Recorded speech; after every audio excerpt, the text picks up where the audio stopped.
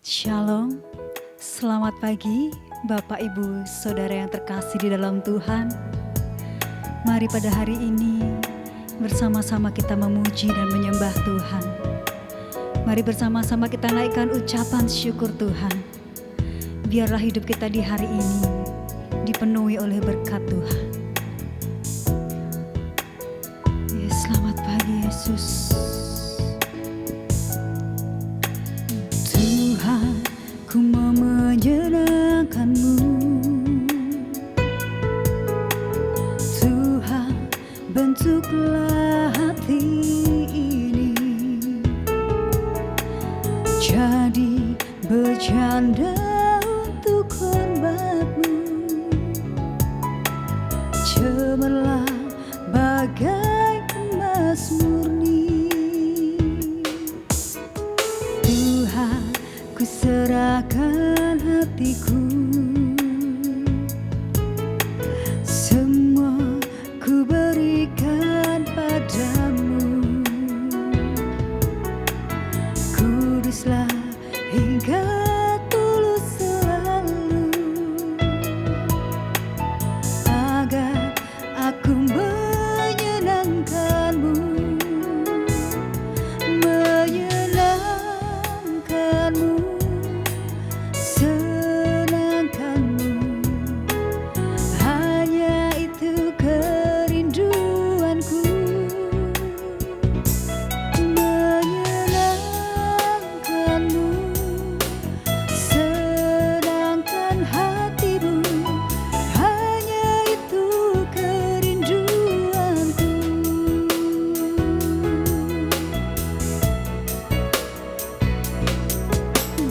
Tuhan, ku mau menyenangkan-Mu. Tuhan, bentuklah hati ini jadi bercanda untuk hormat-Mu. Cemerlang bagai emas murni. Tuhan, ku mau serahkan hatiku, semua ku berikan padamu. Kuduslah hingga tulus selalu, agar aku menyenangkan-Mu, menyenangkan-Mu, senangkan-Mu. Hanya itu kerinduanku, menyenangkan-Mu,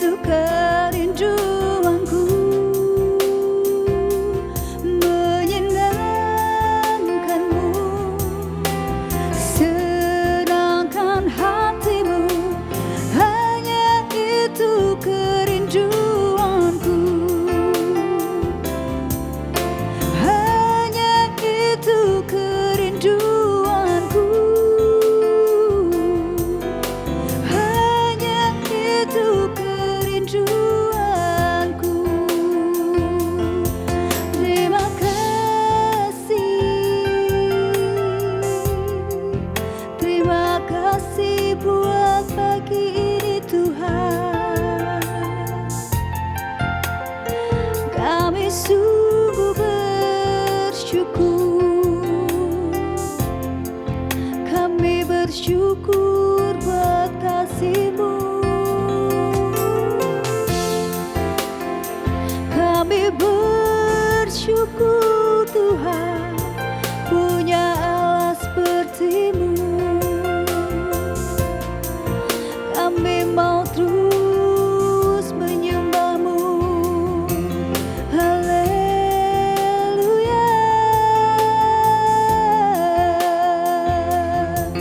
Oh Yesus Allah kami.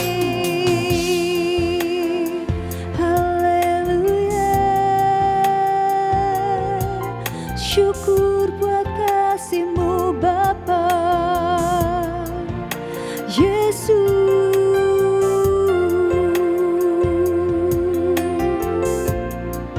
Kau yang terbaik Bapa. Haleluya. Yesus, kami mau menyenangkan-Mu lebih lagi. Menyenangkan-Mu, senangkan-Mu, hanya itu kerinduanku. Menyenangkan-Mu, senangkan hati-Mu, hanya itu kerinduanku. Menyenangkan-Mu, senangkan-Mu, hanya itu kerinduanku. Menyenangkan-Mu, senangkan hati-Mu, hanya itu kerinduanku. Hanya itu kerinduanku. Hanya itu kerinduanku.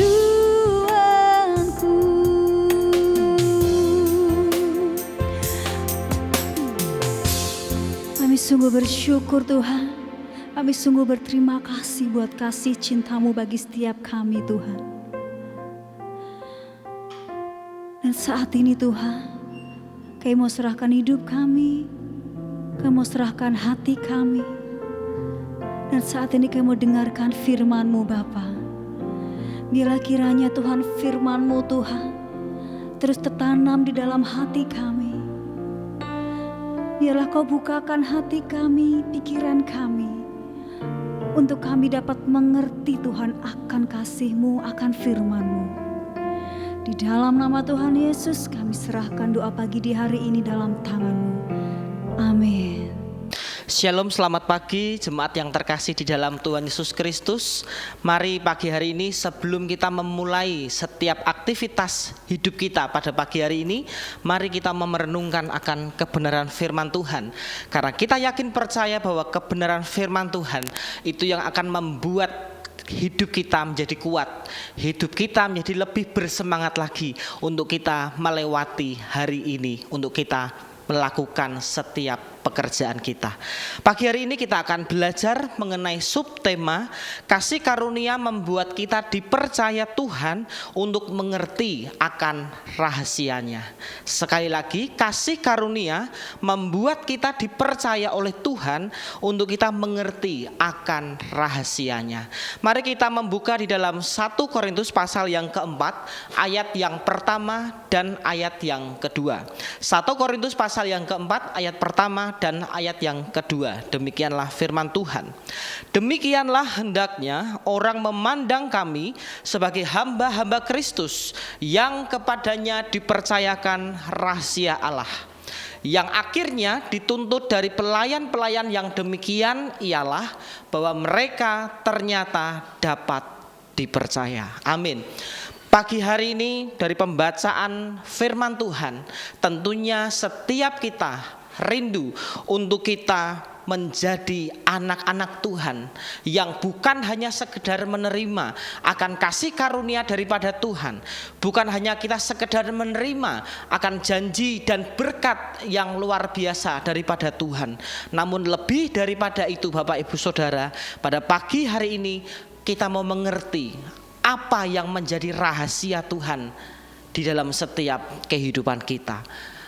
Apa yang menjadi rahasia Tuhan di dalam setiap kehidupan kita, kita juga rindu untuk kita mengerti akan apa yang Tuhan ingin kerjakan di dalam setiap kehidupan kita. Dalam memberikan setiap rahasianya, tentu kita mengerti bahwa Tuhan tidak sembarangan memakai orang atau partner kerjanya untuk diberikan kepercayaan. Untuk setiap rekan kerjanya Tuhan itu sanggup untuk diberikan kepercayaan. Untuk setiap kita itu menerima akan rahasia yang daripada Tuhan. Pada pagi hari ini kita akan melihat contoh dari orang-orang yang hidupnya diberikan kepercayaan oleh Tuhan, karena di dalam hidupnya itu memiliki standar hidup yang telah ditetapkan oleh Tuhan dalam kehidupan mereka. Yang pertama kita dapat melihat yaitu Daniel, ya. Daniel, bagaimana kita melihat bahwa setiap hidupnya itu memiliki komitmen yang kuat bersama dengan Tuhan. Bagaimana dengan komitmen yang dimiliki Daniel? Dia memiliki waktu, jam-jam doa kepada Tuhan. Kita membuka di dalam Daniel pasal yang ke-6, ayat yang ke-4 dan ayat yang ke-11. Bagaimana kita mengerti akan kehidupan daripada Daniel ini. Daniel pasal yang ke-6 ayat yang ke-4. Maka Daniel ini melebihi para pejabat tinggi dan para wakil raja itu, karena ia mempunyai roh yang luar biasa, dan raja bermaksud untuk menempatkannya atas seluruh kerajaannya. Amin. Jadi luar biasa sekali Bapak Ibu Saudara, ketika Daniel itu memiliki komitmen kepada Tuhan, ketika dia memiliki jam-jam doanya kepada Tuhan. Dengan kata lain, ada relasi yang intim antara Daniel itu bersama dengan Tuhan. Dan kita yakin percaya ketika Daniel ini memiliki hubungan yang intim dengan Tuhan, maka banyak orang-orang di sekelilingnya itu yang ingin berusaha menjatuhkan daripada kehidupan Daniel. Tetapi kalau kita melihat di pasal-pasal berikutnya, di ayat-ayat berikutnya, apa yang terjadi Bapak Ibu Saudara? Ternyata penyertaan Tuhan itu sangat sempurna dalam hidup Daniel. Bahkan orang-orang yang ingin menjatuhkan dari Daniel ini, mereka dihukum mati oleh raja, karena apa yang dituduhkan oleh mereka itu tidak benar. Di sini kita dapat melihat bahwa dari kehidupan Daniel ini, dia memiliki komitmen yang kuat bersama dengan Tuhan. Contoh lain yaitu yang kedua adalah Yusuf. Di sini Yusuf memiliki kejujuran. Kita tahu Bapak Ibu Saudara bahwa nilai dari kejujuran itu sangatlah mahal. Untuk seseorang memberikan kepercayaan kepada setiap orang-orang yang ada di bawahnya, itu mereka dapat melihat dari kejujuran setiap orang-orang yang ada di sekitar mereka. Kita membuka di dalam Kejadian pasal 39 ayat yang keempat dan ayat yang kelima. Kejadian pasal 39 ayat 4 dan ayat kelima. Maka Yusuf mendapat kasih tuannya dan ia boleh melayani dia. Kepada Yusuf diberikannya kuasa atas rumahnya dan segala miliknya diserahkannya pada kekuasaan Yusuf. Ayat kelima, sejak ia memberikan kuasa dalam rumahnya dan atas segala miliknya kepada Yusuf, Tuhan memberkati rumah orang Mesir itu karena Yusuf, sehingga berkat Tuhan ada atas segala miliknya, baik yang di rumah maupun yang di ladang. Amin. Jadi kita melihat bagaimana kehidupan Yusuf ini memiliki kejujuran. Yang pertama jujur di hadapan Tuhan, yang kedua Yusuf ini memiliki kejujuran sehingga dapat dipercayakan yaitu di rumah Potifar. Kalau kita melihat bagaimana kehidupan dari Yusuf ini, Tentunya ini menjadi kerinduan buat setiap kita, Bapak Ibu Saudara. Bagaimana setiap kita menjadi anak-anak Tuhan yang didapati Tuhan. Selain kita memiliki komitmen bersama dengan Tuhan, kita juga harus memiliki sifat yang jujur di hadapan Tuhan, Bapak Ibu Saudara. Kenapa saya katakan mengapa kita harus memiliki kejujuran dan komitmen di hadapan Tuhan? Karena untuk kita mengerti akan rahasia Allah, untuk kita membuka setiap isi hati Tuhan, maka kita harus memiliki komitmen bersama dengan Tuhan. Tanpa komitmen dan kejujuran di hadapan Tuhan, saya yakin dan percaya setiap kita tidak akan pernah bisa untuk mengerti akan rahasia Tuhan. Lalu yang ketiga adalah hidup dari Nabi Habakuk. Di sini kita melihat bahwa Nabi Habakuk ini memiliki tanggung jawab dalam setiap kehidupannya. Kalau kita perhatikan dalam pasal yang pertama sampai pasal yang ketiga, bagaimana hidup Habakuk ini diberikan oleh Tuhan. Jadi ketika Nabi Habakuk ini dipilih oleh Tuhan, Nabi Habakuk ini merasa rendah diri, Bapak Ibu Saudara. Bagaimana ia tidak layak untuk dipakai oleh Tuhan untuk menjadi orang-orang yang ingin mendapatkan akan rahasia Tuhan. Tetapi di sini kita dapat melihat ketika Tuhan itu memilih dan menetapkan Habakuk untuk menjadi hambanya, maka Habakuk ini memiliki tanggung jawab yang besar daripada Tuhan.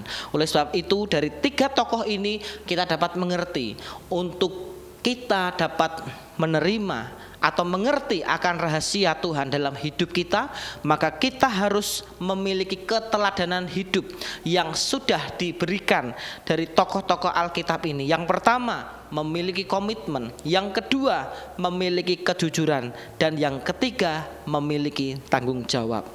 Lalu pertanyaannya kita buat pagi hari ini yaitu, maukah, siapkah, dan rindukah setiap kita untuk kita dipakai dan dipercaya Tuhan, untuk kita mengerti akan setiap rahasia, rancangan, dan kehendak Tuhan di dalam setiap kehidupan kita?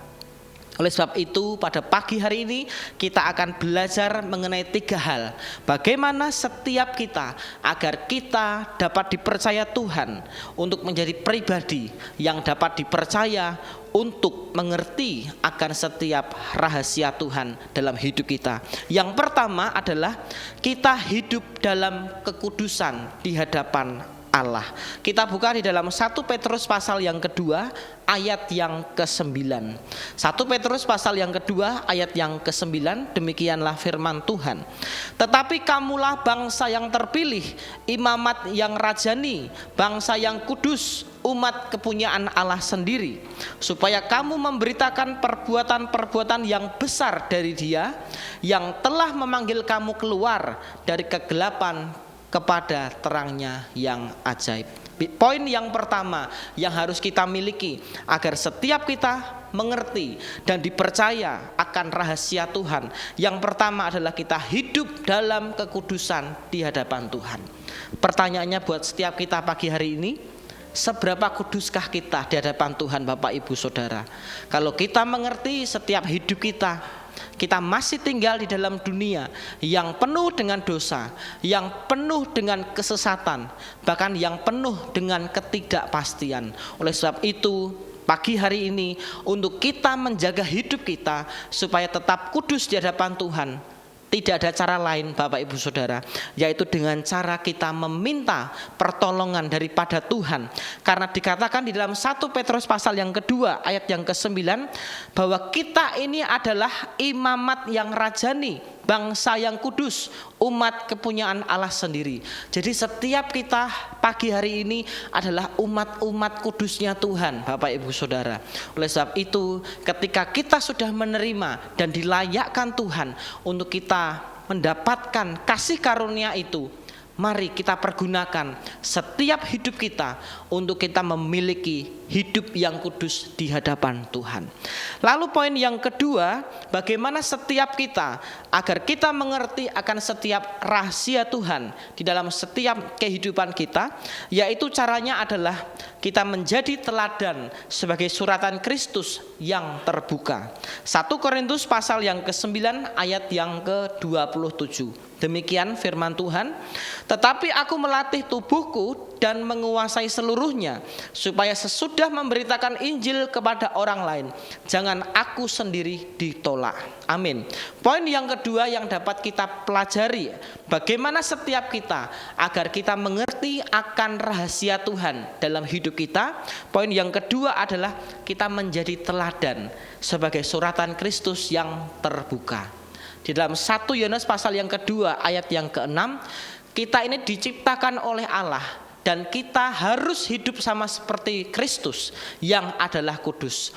Jadi tidak ada cara lain Bapak Ibu Saudara, ketika kita mengaku bahwa kita anak-anak Tuhan yang sudah menerima akan kasih karunia daripada Tuhan, maka sudah seharusnya untuk hidup kita ini dapat menjadi teladan bagi setiap orang-orang di sekitar kita.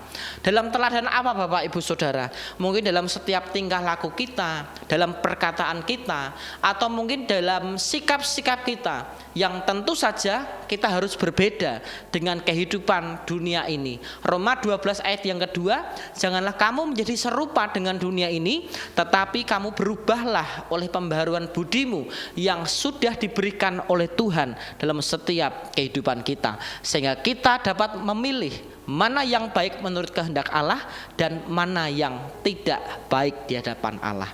Lalu yang ketiga, bagaimana caranya kita mengerti akan setiap rahasia Tuhan dalam setiap kehidupan kita?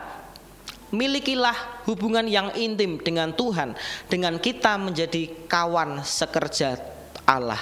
Amos pasal yang ketiga ayat yang ke-7, demikian firman Tuhan, sungguh Tuhan Allah tidak berbuat sesuatu tanpa menyatakan keputusannya kepada hamba-hambanya para nabi.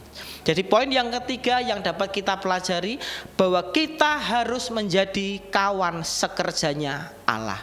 Kalau kita melihat pada perjanjian lama, bagaimana para nabi itu merupakan orang yang dipakai oleh Tuhan untuk menyampaikan apa yang menjadi isi hati Tuhan.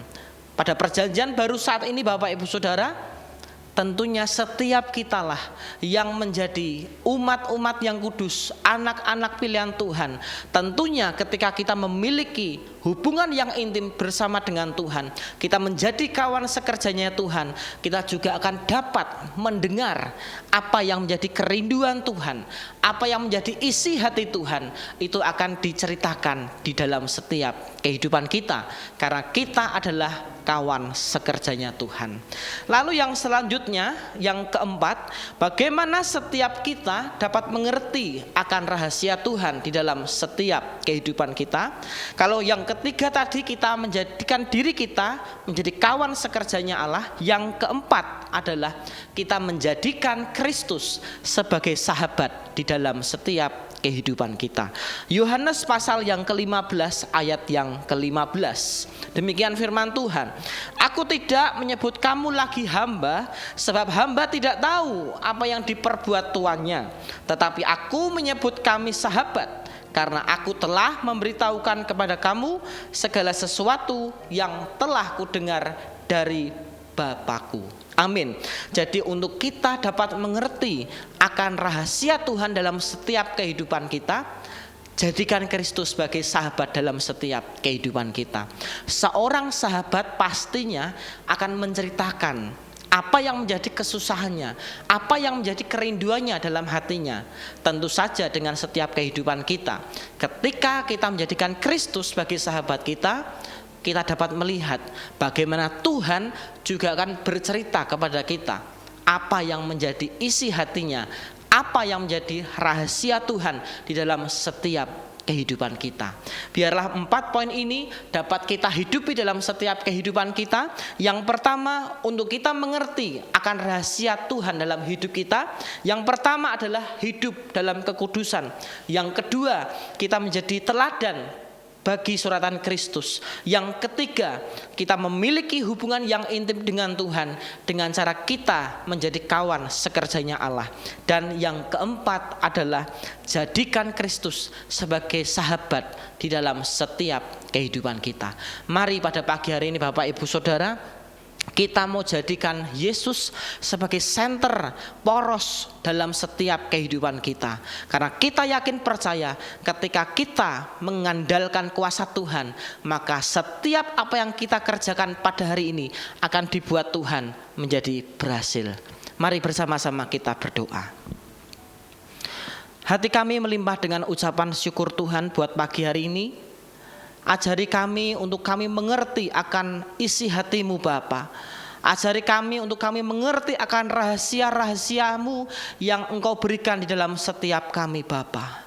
Pagi hari ini firman-Mu sudah kami renungkan dan kami pelajari bersama-sama Tuhan.